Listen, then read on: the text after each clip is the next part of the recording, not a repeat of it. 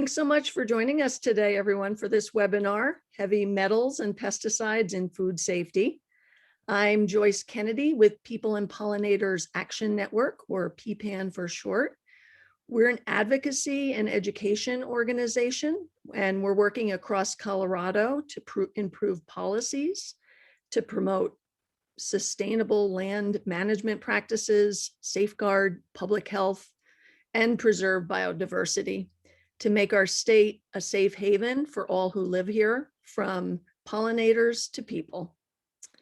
We're building strong relationships at the state and local level, and we're also very grateful for the relationships we're forming with all of you that have been attending this PPAN webinar series.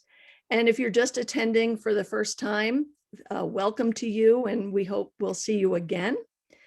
The connections that we make with all of you are particularly important as we're working to address the many threats to pollinator and human health. We invite you to be involved in this work, and also, if you're able, to consider a donation so that we can continue on with the importance of this. You may wonder what heavy metals in baby food has to do with pollinators. Well, today that connection will become clearer, and we're going to examine how contaminants in our food system are impacting the health of all living creatures, with a focus on children. Thankfully, there is a growing recognition of the importance of a food and agricultural system that produces toxic-free food, or what our speaker today would refer to as a clean label.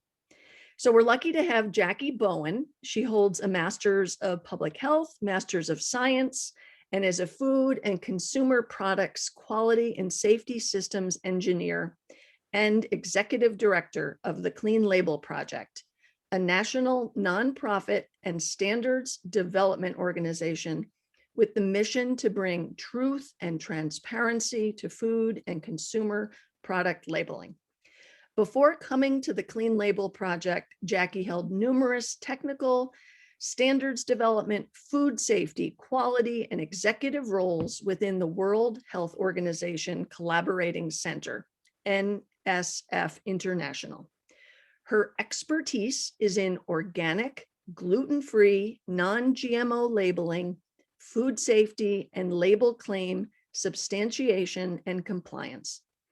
She conducted one of the most comprehensive studies of heavy metals in the top-selling baby foods and infant formulas in America, testing 561 products for pesticides, heavy metals, plasticizers, and more. Jackie and the Clean Label Project have appeared on NBC, ABC, and CNN, The Doctors, Dr. Oz, Dr. Drew, and more than 450 print and online media outlets. In 2019, People and Pollinators and the Clean Label Project partnered to launch the Colorado Environmental Health Coalition. It's a group working to address concerns around toxics in our environment, impacts to human health, and seeking out policy solutions for these problems. So welcome to Jackie. Just a little bit of housekeeping. Please do keep your microphone muted during this presentation, and you can use the chat box for questions. Also, address the questions for all to see, and we'll do our best to answer them at the conclusion of the presentation. We will be recording the presentation and posting it to our YouTube channel soon, and I will be sending a link out to that. I'd also like to thank Danielle Owenby, PPAN's Anschutz Masters of Public Health Program intern, for her technical support today. Jackie, take it away. Thank you so much for that introduction, Joyce. Let's go ahead and get started, everyone. You already did a really great job, Joyce. Thank you so much for the introduction. As she had mentioned a little bit about me, I'm a food and consumer product safety and quality systems engineer. Essentially what this means is I am a professional buzzkill at dinner parties. If you want to be talked out of eating or drinking anything, chances are I'm your girl. I can help you achieve that. At the end of the day, it's one from testing literally Tens of thousands of food and consumer products. At its core, I know where the bodies are buried. I'll share with you a few of my thoughts on that over the course of our time together today. Over the past several years, what you've seen taking place in the media, as well as from consumer perspective, is this proliferation of on-package label claims. Things like certified organic, non-GMO project, certified gluten-free, all of which I'm both personally as well as professionally invested in. But at the same time, it's interesting because as you watch mainstream television, what you see are these different types of consumer product exposés. Levels of lead in America's best-selling baby foods, levels of glyphosate, the active ingredient in Roundup, showing up in best-selling beer and wine, levels of BPA or plasticizers that are linked to endocrine disruption and infertility, leaching from containers of America's best-selling sparkling waters. The kicker is that these products are largely compliant in court of law. In the court of public opinion, it's a different story. The food safety regulatory fabric in America is largely focused on pathogen and microbiological contaminants, things like E. coli, salmonella, listeria, things you hear about from burrito restaurants or even salad mix recalls. But it's interesting because what we see that consumers are caring about most is how the food that they eat, the consumer products that they use, both for themselves as well as their family, how that contributes to chronic disease, things like cancer and infertility. It's interesting because when was the last time you went to a potluck and you're like, oh, I should not have eaten that pasta salad at yesterday afternoon's potluck. I think I woke up with infertility. Says nobody ever, right? So the difference is that when you talk about microbial and pathogen contaminants, these can cause an adverse health effect within 42 to 72 hours. When you're talking about exposures to contaminants like heavy metals, pesticides, plastics, it can take years, even decades, to manifest itself in the form of disease. So what we see is that the court of law, we kind of view that at Clean Label Project as that's table stakes. That's the minimum you have to do to get access to the marketplace. That's one where that's going to be your compass, the direction that brands need to go. But complying with what consumers perceive to be safe and nutritious, that's the true north. That's the evolving target that you have to meet. Overall, why do we see this disconnect taking place between the court of law and court of public opinion? Boulder, Colorado's own Natural Products Expo Spark Change said, growing frustration with corporate apathy and government inaction has led to a shift in consumer purchasing behavior to support businesses that are proactively solving for nutritional and environmental issues. The thing is that Clean Label Project is a little bit novel in our approach to focused on industrial environmental contaminants. But it's interesting because you look across the pond to Europe and the World Health Organization has actually been talking about this issue for quite some time. In the modern era, while undernutrition remains a major challenge worldwide, we humans are now faced with the negative effects of overnutrition in the form of obesity, risky nutrition in the form of unbalanced diets, or diets contaminated with potential toxins. That because of societal choices around mining, fracking, and industrial agriculture, pollution occurs. The pollution takes place, it contaminates the air, the water, and the soil, and ultimately the plants that we eat, and ultimately in the food we provide for America's most vulnerable populations will undoubtedly contain all of these contaminants unless brands decide to voluntarily do something about it. Unless we, as consumers, voluntarily choose to think of our dollars as a vote for the food systems we believe in. Let's talk a little bit more detail about how this works. So first, what are contaminants? When you think about contaminants, in no way, when I talk about any of the products in the US, do I believe that there's any brands that are out there proactively peppering their product with heavy metals or pesticides or anything like that. Quite the contrary. And from an engineering perspective, what I firmly believe is what gets measured gets done. In the absence of federal regulation, paying attention and requiring brands to look at things like heavy metals and pesticides, these are things that would be more so an afterthought. In fact, they're another expense, they're another quality parameter that gets put in place that prevents, the ease of commerce, the ease of, sourcing ingredients from taking place. So when I think of contaminants, I think of them as freeloaders with the potential to adversely affect health and wellness. These would be things like pesticides, toxic metals, antibiotics. And in typical traditional food safety with microbial and pathogen contaminants, The manufacturing process is designed to eliminate microorganisms. What happens is because you heat things, just like you hear about making sure you heat cook your chicken, refrigerate your different types of, vegetables, making sure you store things in the refrigerator, in the freezer. These are designed to eliminate microorganisms through heating, through pressure, through a variety of other means. But food processing does not eliminate all environmental contaminants. And if they're not regularly tested for, or not proactively screened, they undoubtedly end up in the finished product, and after many years of repeat exposure, can contribute to chronic disease. So, what are the health effects of heavy metals? And here's just a chart here, a variety of things.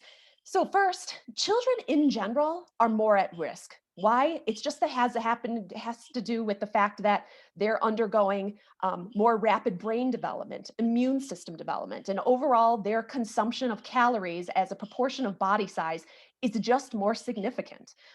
It's one where the liver and kidneys, to a large extent, do serve a very important role in screening out contaminants from your body. But over time, these types of things can bioaccumulate. It's the reason why we hear when women are pregnant, make sure you don't eat too much sushi, watch out for too much salmon or tuna. It's because these things, heavy metals, have a tendency to bioaccumulate over time. Here you can see that some of the big four heavy metals that are talked about when we're talking about heavy metals include arsenic, cadmium, lead, and mercury. Here you can see that the effects on the body over time can range from nervous system to reduced IQ, damage to the heart, liver, abdominal, kidney, as well as muscle weakness and arthritis, as well as skin problems.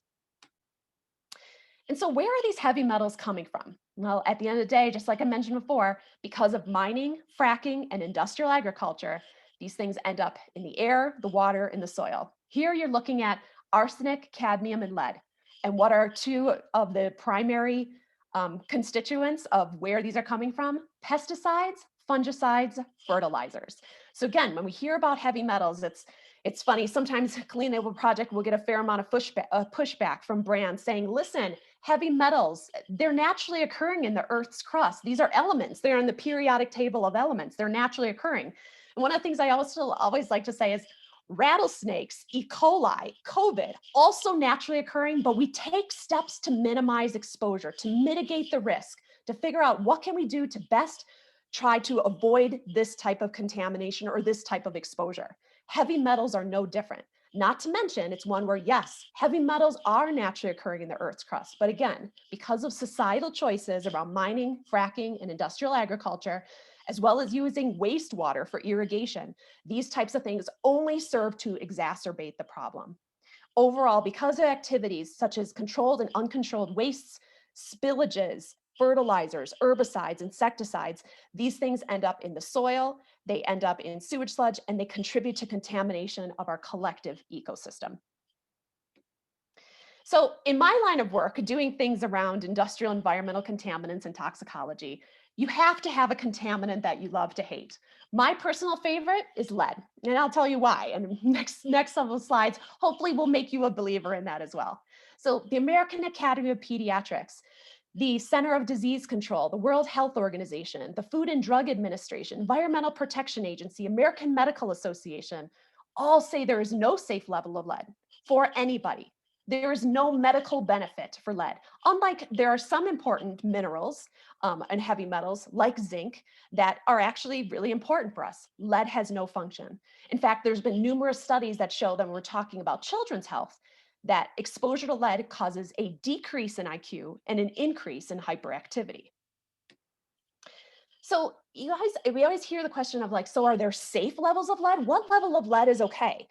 From a public health perspective, the public health limit is zero. You aspire for zero, but you have to set certain regulatory limits. I think of regulatory limits as basically the red button that gets hit that once you exceed this level is when the federal government needs to deploy resources in order to fix the problem. What you're looking at here is a chart that shows over time since the 1960s, the decline in what is considered an acceptable level of blood, of acceptable level of lead in the blood system. Back in the 1960s, you had up to 60 micrograms per deciliter of blood.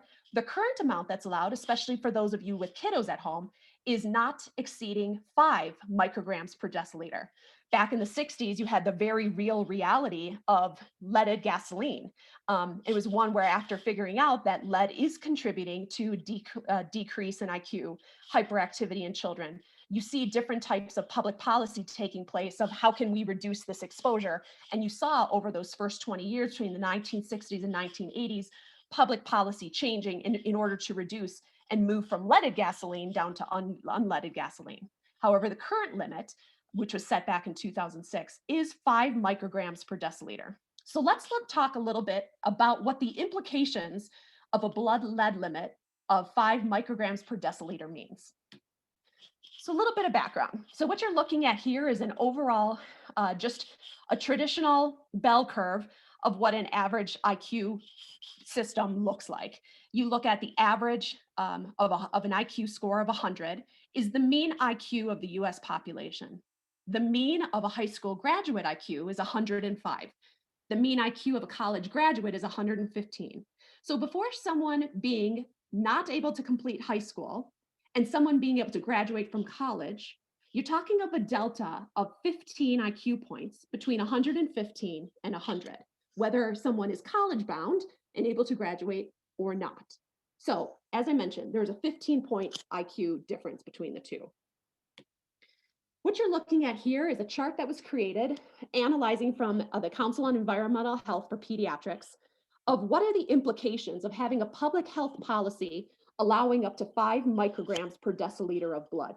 What you're looking at here tells you that by allowing a maximum of 5 micrograms per deciliter of blood, what you're saying is that on average, 6.1 IQ points will be lost from lead exposure if a child hits 5. Remember, the delta between being college bound or not is only 15. Our public policy has chalked up whether a child is college bound or not. 33% of that can be associated with possible lead exposure. So the thing is, it's independent of socioeconomic status, independent of different abilities and social support systems. What we're saying is that anything below 5, still going to be at risk, but technically 5 is the number that is considered acceptable. Right now, we could save an additionally 13% of the total IQ points that could be saved are being protected by having this 5 micrograms per deciliter of blood. There could be an additional 22.8 million IQ points in children that would be saved by establishing public policy that has stricter and lower blood lead levels. So let's talk about where exactly this lead is coming from. And obviously we hear about things coming from soil and the air, as well as leaded gasoline. We also hear about things of like paint, and that's absolutely true. But it's interesting because, again, going back to how much children consume, especially as a percent of their weight, one of the #1 contributors of lead exposure for children under the age of 2 is actually food. Here's a chart that you can see from the EPA that looks at both food ingestion as well as soil, inhalation, and water.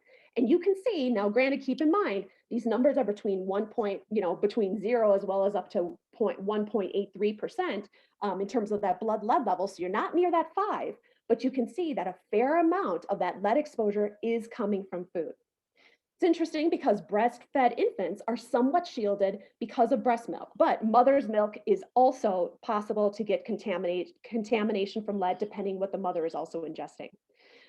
Again, remember, there is no safe level of lead. So whatever we can do to minimize that exposure is only going to be best, frankly, for everyone. One of the other things I like doing when talking about lead is kind of putting into perspective of an actual human case study. I'm sure that many of you are familiar with what happened to Flint, Michigan several years ago. For those of you that aren't, Flint, Michigan, and for myself growing up in Michigan, this hits very close to home. A population of people in Flint, they basically changed their water source from the Detroit River over to the Flint River. In the process of doing so, the lead pipes were not coated with the necessary preservatives in order to minimize the risk of lead being contributed into the water supply. When they made that switch, what happened is, a whole segment of people were exposed to elevated amounts of lead for a several years period of time. Here, what you're looking at is the average amount of lead in the drinking water in Detroit, Michigan. That was the original source of the water, was 2.3 parts per billion. The EPA quote unquote cause for concern level is 5 parts per billion. The average amount of lead found during the Flint, Michigan drinking water crisis was 27 parts per billion. Now, again, I want to put into perspective that there's a big difference between public health limits and regulatory limits. Remember, the World Health Organization, American Academy of Pediatrics, American Medical Association, CDC, EPA, FDA all say there's no safe level of lead. However, we know that the max amount of lead that's allowed in drinking water before the federal government takes action is 15 parts per billion. That's essentially where the feds say, it's getting real, we need to fix the problem. In this case, the average amount found in Flint was 27. What's interesting is that I'm sure all of you heard about what happened in Flint, but so often people don't hear about the repercussions of what happens after the fact. After Anderson Cooper leaves, after Katie Couric leaves, after the Heal the World, Make It a Better Place concerts are over, then the epidemiologists roll in to figure out what exactly happened with this very real human case study of what happened with this elevated amount of lead exposure to the citizens of Flint, Michigan. Here's a study that came out of Kansas University. From 2013 to 2017, the portion of Flint third graders who tested at reading at proficiency in reading fell from 42% down to 10.7%. There was a 12% decrease in fertility of women of childbearing age, a 58% increase in fetal death rates, and on average, babies in Flint weigh 5% less. Even more recently, that was through 2017, is now these kiddos that were exposed to these elevated levels of lead during their most formative years are now entering school. What are the repercussions? The public school system infrastructure in Flint is crumbling under the sheer weight of the number of children that now qualify as special education. 20% of the students in Flint, Michigan are now considered special education because of these formative years they were exposed to these elevated levels of lead. The kicker is that lead is largely unregulated in the domestic food supply. A little bit about Clean Label Project, what we do. As Joyce mentioned, we're a national nonprofit with the mission to bring truth and transparency to consumer product labeling. We believe that what's not on a label is what matters most. Let's be honest, marketing departments do an effective job at selling comfort and security. Go into any grocery store, find me one product that on the product packaging it said, this product frankly doesn't taste very good. Listen, it's a little bit overpriced. But listen, we made our margins because we use the cheaper packaging. Everything says it's full of wholesome goodness. So if everything says it's great, how do you know what's not good? And so for us at Clean Label Project, in analytical chemistry, we trust exclusively. The way we look at the world is that the long-term threat of cancers and reproductive disorders linked to industrial environmental contaminant have largely gone unnoticed, untested, and unregulated in food and consumer products until now. We use data and science in order to bring attention to these important matters, in order to change the definition of food safety, of not just looking at current food safety and public health, but more so thinking about how to shift public health practice and environmental health for future health and wellness. So again, how do toxins get into our food? So overall, what you're looking at here is that because of mining, fracking, industrial agriculture, because of our societal choices around these types of things, the pollution occurs. It ends up in the air, the water, and the soil. And at that second point where you can see the plants have no choice but to suck this water and this, the contaminants of soil up. At that second point is where it's about progressive brands viewing food safety differently, voluntarily and proactively aligning their definition with their consumer definition of safety and making sure to change the way they think about food. If they don't, that again, it's not one where most of these contaminants is not something that you can kind of eliminate once the ingredient has been sourced. If it hasn't, it'll end up being processed through food manufacturing, end up in the grocery store cart, and ultimately end up being consumed by America's most vulnerable populations. Clean Label Project, I published this report back several years ago, looking at the true contents of America's best-selling baby foods as well as infant formulas, and taking the results, benchmarking them to California Proposition 65, where in the absence of federal law, state of California has some really progressive environmental health policies related to heavy metals, pesticides, and plastics. Also taking those same test results and benchmarking it to the World Health Organization and essentially what the European marketplace sticks to. In a nutshell, the domestic baby food and infant formula marketplace has some significant work to do when it comes to meeting some of the other standards, both in California as well as in over in Europe. Let's look a little bit at, like, when we're talking about these levels, let's talk about kind of what levels are we actually talking about here. So what this chart is, for those of you that like geeking out on analytical chemistry as much as I do, what you're seeing are these different cadmium results. So this would be 91 infant formulas. These are the cadmium test results. Again, cadmium being a heavy metal linked to different types of cancers, as well as different types of brain harm, that type of thing. What you're looking at here is all the different test results, 91 data points, and you can see that from 0 up until 91. So the thing is, all of these formulas are technically legal in the United States. If you're a brand new mom with a brand new baby and you're having to use infant formula to supplement breastfeeding, or whether that's your choice as a new family member with a new baby, if you had the choice of what to feed your child during the most vulnerable period of brain and immune system development, and all of these products are in the marketplace, would you prefer to have one that's to the left or one that's to the right? And it's interesting because it's fascinating when you look at this data. The thing that I find, fascinating is that, and what helps, frankly, restore my faith in humanity, is that looking at these cadmium test results, you can see that the mean and median, the average, is probably about 2 parts per billion, non-detect. And so you look at it as like, it is absolutely feasible to achieve very low levels. It's interesting when you look at benchmarked data, because it shows you that just a fraction of the industry is technically a statistical outlier. You look at the ones all the way to the right, north of 20, north of 30 parts, up to 30 parts per billion. 80% of the industry is able to achieve below 5.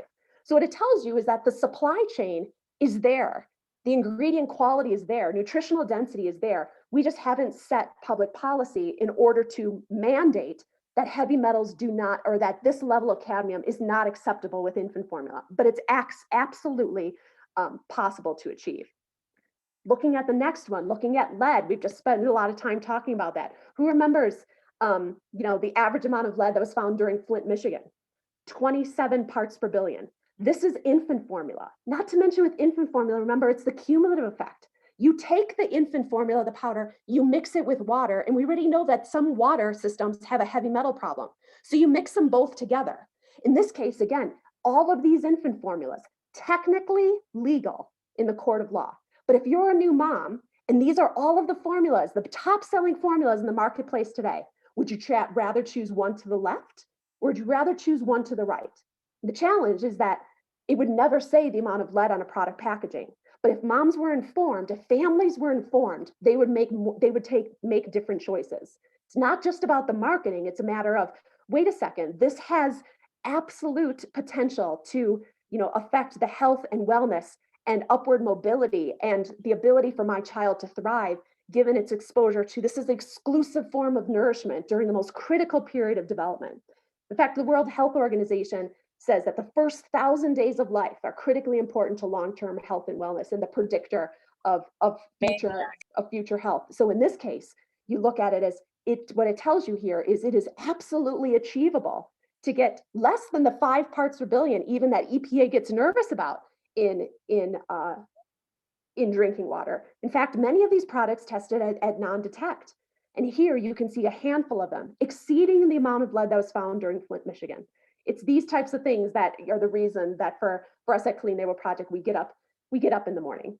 I mean, you look at these, it's one where it's so interesting because a majority of the industry is doing great. Majority of the industry is finding really great suppliers. It's a handful of those suppliers or a handful of the ingredients that are ones that are creating the potential to cause, public health harm.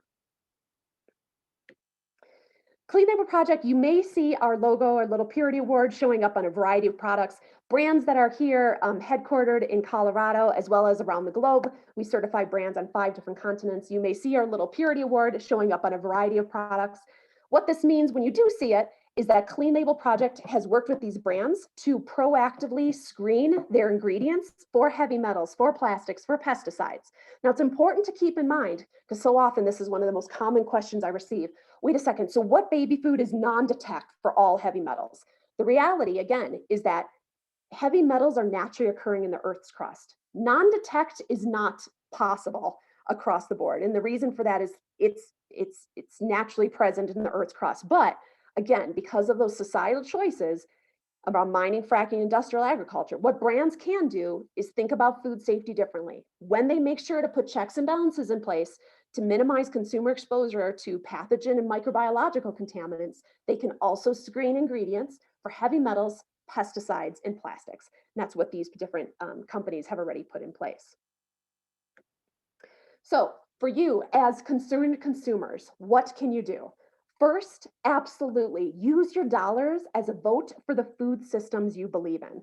Again, it's a matter of looking at it as, you don't have to buy everything as certified organic, but it's a matter of like just doing your homework, doing your research, and keeping in mind that marketing departments do an effective job at selling comfort and security. So sometimes it's a matter of popping the hood, kicking the tires, and asking more questions. How do you do that? Number two, hold brands and retailers accountable. I personally love social media because it's a great way to publicly ask questions and demand answers. Say things of like when you see claims on product packaging saying sustainable, natural, better for baby. Ask questions like, what do you mean? How do you know according to what? Do you test? What's your sensitivity?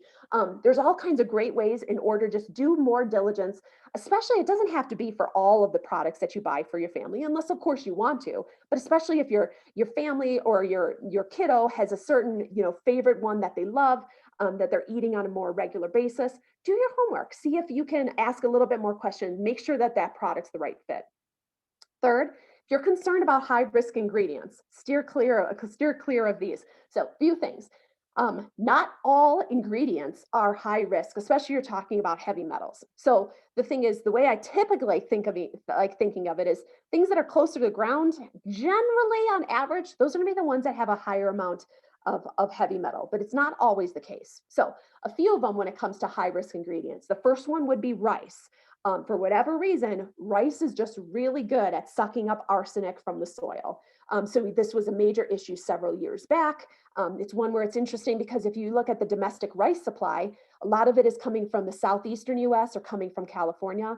In the southeastern US, several decades ago, those were typically tobacco farms or even cotton plantations. And when you look at the different types of pesticides that are applied to both of those agricultural commodities, and you look at the breakdown components as those pesticides break down over time, what you see is arsenic. So what's happening now is even though rice is planted there, this rice has no choice but to suck up almost the forensic chemicals that are now present in that soil because of what happened literally generations ago. The second high risk ingredient, hemp. Hemp is a natural, it's called a bioaccumulator. Essentially, hemp is a really good garbage collector. In fact, military installations plant hemp in order to kind of clean up the soil from different artillery contamination that has occurred. Now, don't get me wrong, there's plenty of great CBD products out there that they're proactively screening for heavy metals, but you're going to want to make sure you do your homework. Because again, it's not something that's required to be tested for. You also see hemp showing up in a lot of different kinds of cereals, different types of protein powders. So again, it's a matter of you seeing hemp come up. It's a really great ingredient, but it's also one where it's predisposed to high levels of heavy metals. The third one, which is my least favorite, is chocolate. It's interesting. Chocolate is actually has a tendency from South America, is a high source of cadmium. You can check it out. There's a really great investigative study done by the organization called As You Sow.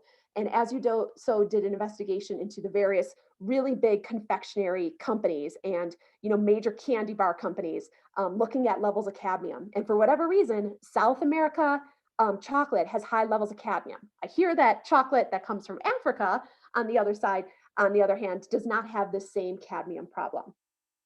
Second thing, or moving on to the fourth thing, the organic promise of less exposure to pesticides is absolutely true. However, the current USDA National Organic Program is actually silent on heavy metals.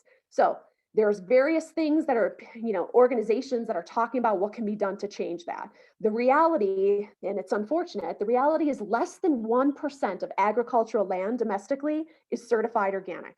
And because of that, inadvertent contamination can and does occur.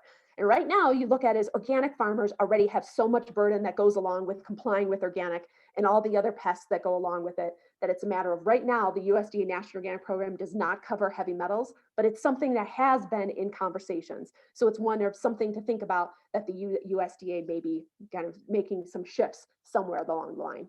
As I mentioned before, of course, you can look for the Clean Label Project mark. We're not on a ton of products, even though we're actually on a lot of baby foods.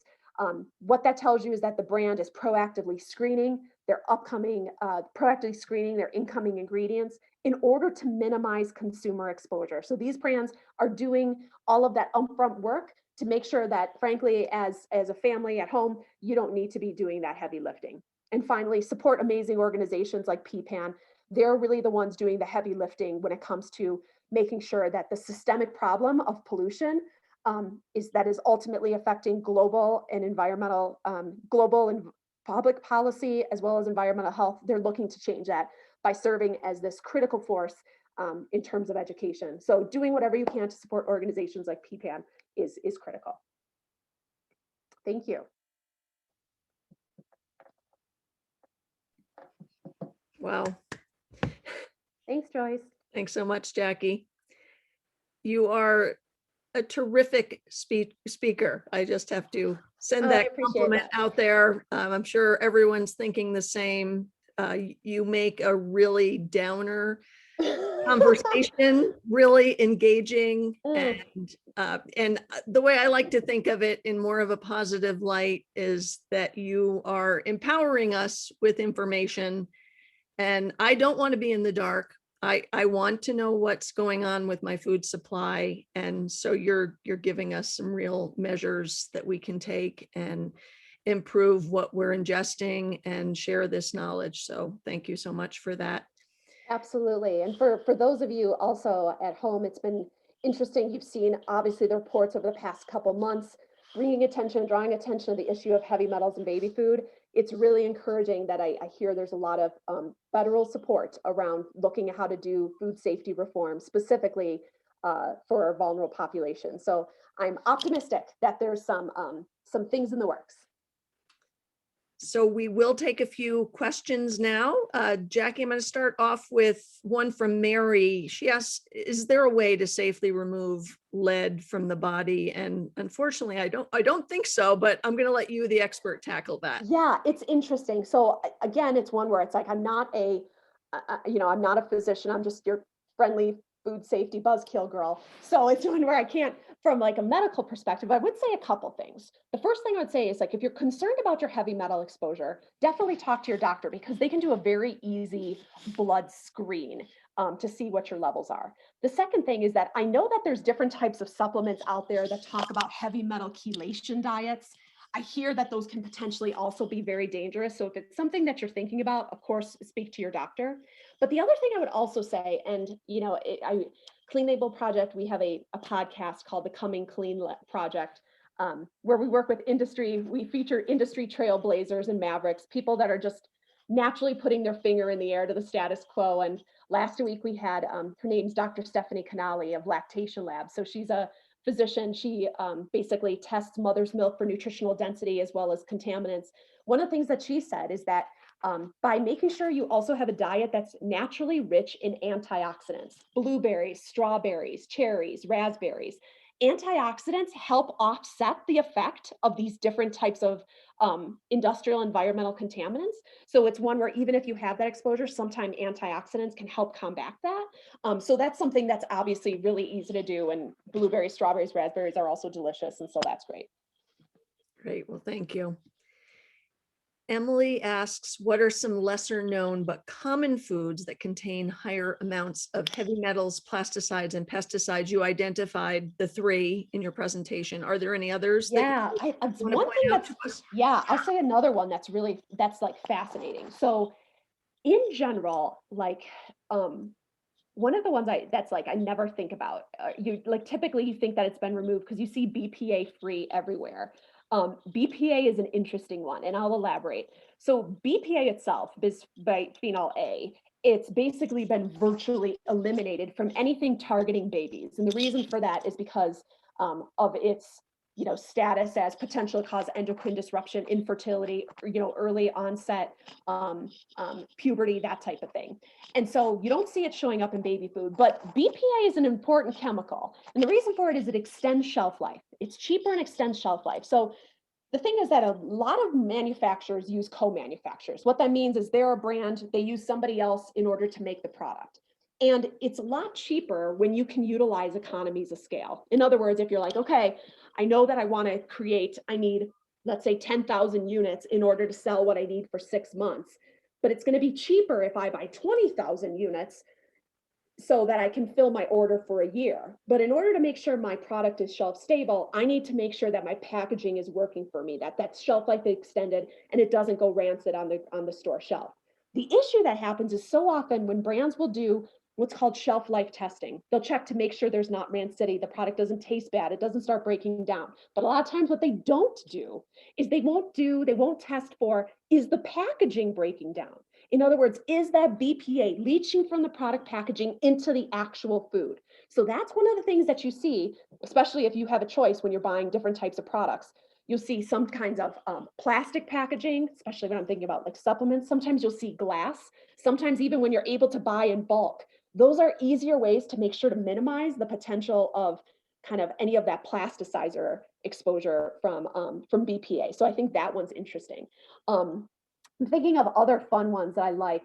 We talked about arsenic, lead, cadmium. The other one that I love talking about, and Joyce, I mean, this is maybe for another time, but I love talking about the CBD category, which is interesting. I already talked about hemp, natural bioaccumulator, and so many people are reaching for CBD, to supplement their healthy, to supplement their diet, whether dealing with anxiety or not being able to sleep well. The thing is, it's like, do your homework on CBD. Like I said, hemp, a natural bioaccumulator. The also Clean Air Project does study that I'm currently in process of going through academic peer review on it. We found some systemic potency issues. And what I mean by that is like a product package will say contains 100 milligrams of CBD. 70% of the time, 70% of the time, we found that it contained 20%, more than 20% of what was disclosed, or 20% and below. In other words, if it said it contained 100 milligrams, 70% of the time it contained 80% or below, 120% and above. Where this is difficult is if for you as a consumer, you're trying to figure out how to titrate what's the right amount for you, makes it really difficult to make that choice if you have inconsistency with potency. Is my ibuprofen 200 milligrams or is it 1200? I don't know. It's like Christmas morning, Joyce. And so it's one where you want to make sure that you get that accuracy right. In CBD category, another one, THC contamination.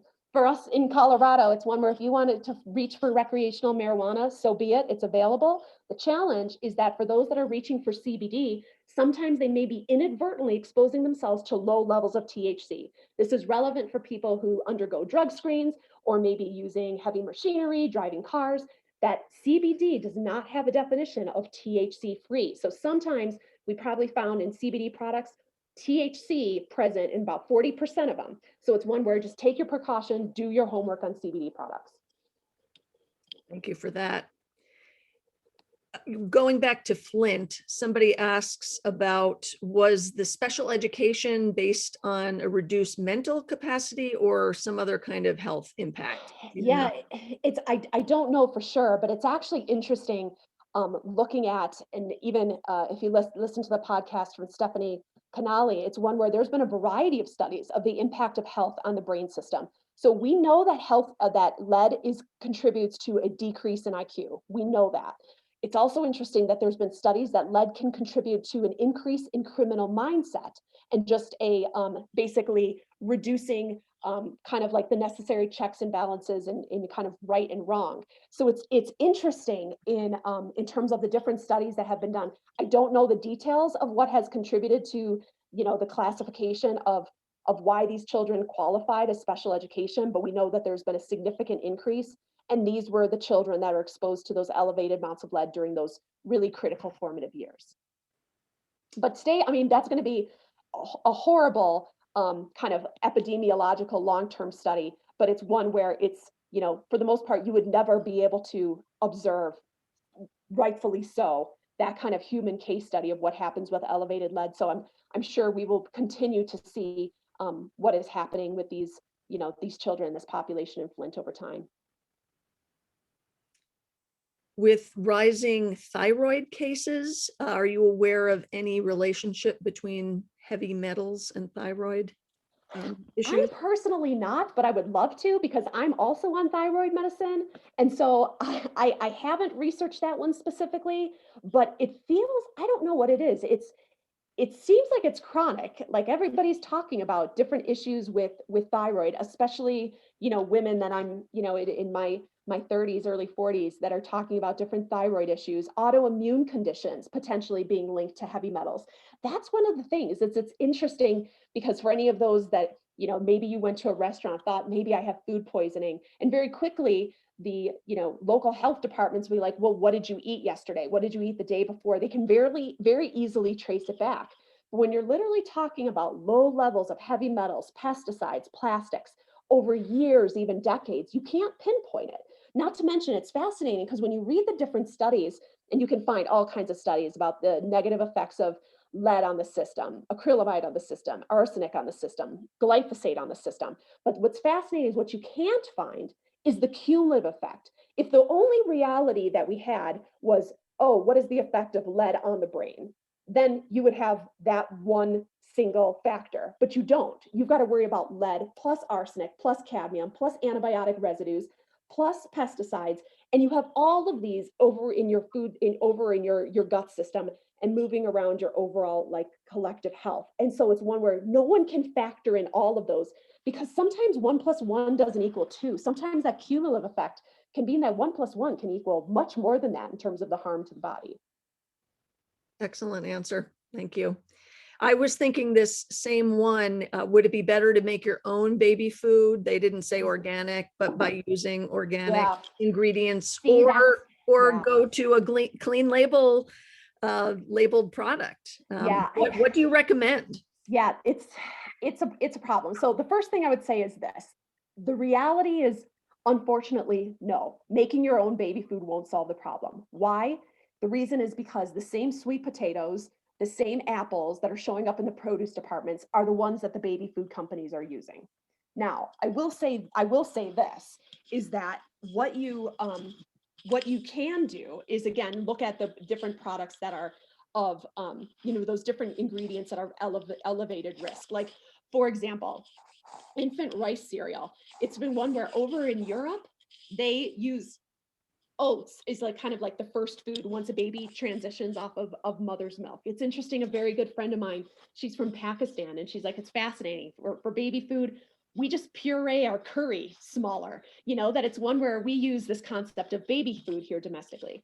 The issue is that I very much anticipate imminently that the federal government will come out with draft guidelines over the max amount of heavy metals in baby food. The challenge with that is that just because the baby food manufacturers have these standards, the baby food manufacturers need to be able to get the good quality ingredients. And in no way do I believe that a farmer is peppering their product with heavy metals or pesticides. But ultimately, what is going to be done from a federal perspective in order to clean up the soil? Because ultimately, these plants have no choice but to kind of suck up what's there. What's going to be done to make sure that the pollution that's taking place from smelting, manufacturing, fracking facilities that are contributing to these things in the soil that are ultimately ending up in the baby food. So it's one where it's like, I see that I very much anticipate that standards will be set for baby food, but we almost need to go 2 steps back. We need to fix the environmental policy in order to make sure that our farmers have access to clean soil so they can grow more nutritious food so that baby food brands can make that product. In short, buying the sweet potatoes from the produce department aren't going to exclusively fix the problem. They might a little bit, because I will say this, it's the contaminants don't just come from the fruits and vegetables. Sometimes contamination can also occur during the food manufacturing process. We didn't really talk about that, but just like you hear about the issue of like lead in Flint, Michigan drinking water, New Jersey a few months back had the same issue of elevated amounts of lead. So sometimes it's also the water. For the most part, we've got some great water here in Colorado. And especially of those of you that also do the filter thing and stuff like that at home, which can also help. So it's one where it's like, do your homework, steer clear of those high risk ingredients. And if there's products that that your family and your kiddos especially love, do your homework and screen those brands just to kind of make sure that they're trying to do their diligence to do that heavy lifting homework for you. Right. Here's a question from our very own Louise, asking, are you aware of any programs to get organic food on the tables of economically at risk folks? And if you do know, that's great. If not, I think it's something we need to look into. I would love to talk about that, because that's one of the things that I'm also looking at too, is this whole issue. And this is another one, I didn't include this in my presentation, but I love talking about it, is low income women of color have the highest usage rate of infant formula. And so it's one where it's making sure that the nutritional density and the safe food is available for all. Just like I mentioned, how USDA National Organic Program, different people are talking about what can we do to incorporate into organic. I look at this is not an organic issue. This is a food issue. I want safe, low levels of heavy metals for all babies across all demographics, right? So along those lines, it's one where yes, I'm all about figuring out ways to improve the WIC system, because right now the way WIC and SNAP programs work, they're not necessarily doing that same rigor when it comes to the food safety, and when it comes to things like heavy metals. So I want to make sure that these especially vulnerable populations, that they also get to start off with those really high quality first foods too. So I'm hoping that any forthcoming regulation that takes place within baby food, we can also make sure that any changes that need to take place within WIC, SNAP, those types of programs can also take place. Like, that's one of the things that's like near and dear to my heart. Yeah. Thank you. Rich is asking for a comment on this statement: what to do to make Congress totally revise the federal laws such as FIFRA, FQPA, and USDA NOP rules, and how to get EPA, USDA, and FDA to actually do their jobs. That's a lot to comment. That's a lot. I was like, I think that's going to take a couple adult beverages to pull that one off, Joyce. But I would say the thing is, it's like at its core, I would say this. At its core, I look at it as the food safety system in the US is fundamentally flawed in the fact that it is short-sighted. If ultimately we believe that food is medicine and medicine is food, then we should think about food safety differently. Like I mentioned before, it's one where the food safety is typically looking at short term. But if what we know is that consumers are concerned about chronic disease, then there's things that we can do now in order, like it's almost one where this is a fascinating statistic. It's like cigarette smoking was allowed in airplanes, believe it or not, until the late 1980s. And it's one where there was correlation in studies that showed that, wait a second, cigarette smoking contributes to lung cancer. Cigarette smoking in pregnant women contributes to reduced fetal weight. And so these studies were happening, and people knew that cigarette smoking was an issue in terms of public health. But it took years, even decades, to manifest itself into public policy. The same thing exists now. We know heavy metals cause cancer. We know pesticides and glyphosate are linked to non-Hodgkin's lymphoma. It doesn't need to require that it takes all the way to federal government, that it's propagated in rulemaking in order to make the change. As consumers, we can be the change. That's what I love about doing consumer advocacy, is that through consumer education, you can absolutely pull through industry and regulatory reform just by the choices that you make by voting with your dollars. So in short, I would say changing that system require a total mindset overhaul that, that food safety needs to be focused on long-term health. And if that's the objective, is long-term health, how do we build that system? Build in chronic disease and not just short-term acute disease into the definition of safety. Well, we still have lots of questions, and we have about 5 minutes left. So Yep. we'll be able to take a few more. Sounds good. Can you comment on the fact that pesticides can be concentrated into the THC, and Colorado, I don't know if you're aware, allows 250 pesticides that are approved by the Department of Ag. Is, I guess, just a comment on that. Yeah, I would just say on that one, it's interesting because you see this also, the same kind of concept in tea, which is why organic tea is really important. Same thing with THC, because remember, the way that it works is, for example, when you grow tea, which would be similar to, I'm guessing, I don't have a ton of experience in, cannabis growing. I know what's in CBD products from testing, but not cannabis growing. But like, for example, in tea, you grow the tea leaves. If they're going to be sprayed, they're going to be sprayed. But then what happens is it's just dehydrated. So anything that are on those leaves, just all of that water, all of that moisture, any of the chemical solvents or carriers, all get concentrated into this little, what ultimately ends up as your tea bag or sachet. I can only imagine that same concept is ultimately what exists within the dehydration process of recreational cannabis and CBD. So it's one where if any of these pesticides have been applied, and typically it's one where it's like you're not going to be able to clean these. It's not like an apple or an orange that you can just go and run it, through a different conveyor belt in order to clean off anything. You don't have that same luxury in some of these different types of products. So in that case, I would say, yeah, I'm not surprised that you see that, the concentrated amounts, because you're taking what would be a product that has a high amount of water, completely dehydrating it, and the chemical that's in the pesticide gets dehydrated along with it. Interesting. A question about pets, because they're smaller, like children. Are Yes. they, the impacts to them, I think, are quite concentrated as well. Comment on. Yes. Okay. So we did a huge study on baby food. I didn't publish a peer-reviewed study on it, but that one, we did a study. So over 95% of pet parents consider their pets part of the family. I know that I do. And so the thing that's interesting is when you look at pets, is that they eat, at least my pooches, and I hear this is pretty common, eat the same thing 2 to 3 times a day, every day of their life. So they don't have the variety that we have. In our pet food study, we saw a few key things that I would love to share. By far, the cleanest protein source when you're looking at pet food, by far, cleanest protein source, turkey. Interesting enough, that's what the number one in terms of if you're worried about heavy metal exposure in pets. By far, the most contaminated, fish, as you can imagine. We already talked about that.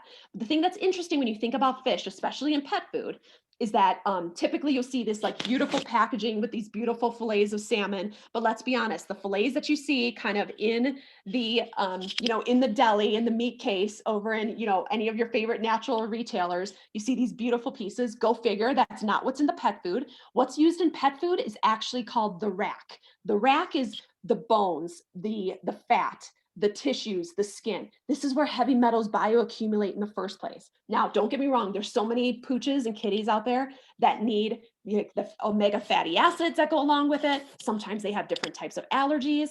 Work with your veterinarian to determine the best fit. But another really amazing resource, if you want to get into like the drama that is the pet food system, the domestic regulatory pet food system, The Truth About Pet Food. Susan Thixton does a really amazing job in terms of digging into it. AFCO is the name of the regulatory rules. AAFCO is the one that governs that. It's kind of like a default of FDA, and they look into the regulations on pet food. Tons of opportunity for improvement when it comes to companion animals. Awesome. And we are up on the hour, almost up on the hour, but just I have to squeeze this one in. Yeah. How does breast milk get impacted?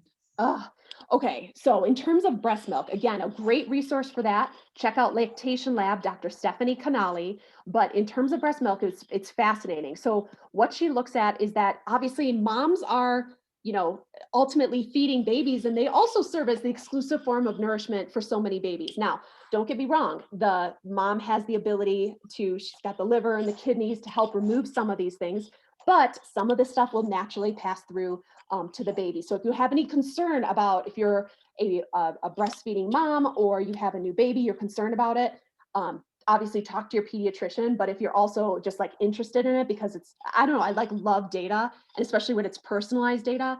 Lactation Lab has, similar to like one of those 23andMe, you get a sample, you send it in, and she'll tell you the nutritional density, as well as the contaminant thing of are you eating too much rice when it comes to nutritional density? It looks like maybe you're not getting enough omega-3s.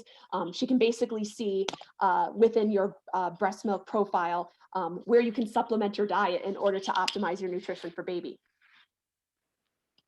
Okay, thank you, Jackie. Thank you for all this valuable information.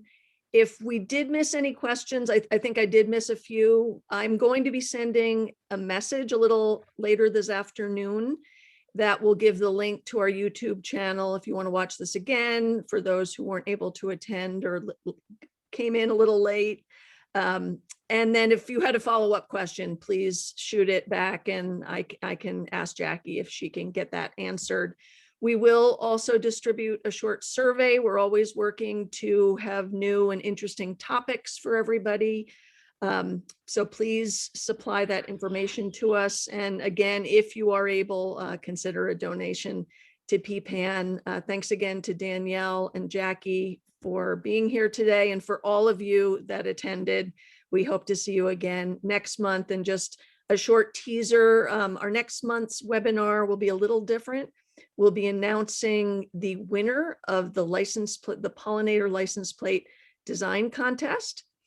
And there'll be some legislators. The first gentleman will be making the announcement. We'll have some school children talking about what they've learned about pollinators, and a few other experts. So we hope you'll join us on April 21st at 10:30 for that one. Take care, everybody. Hope to see you soon. Thanks.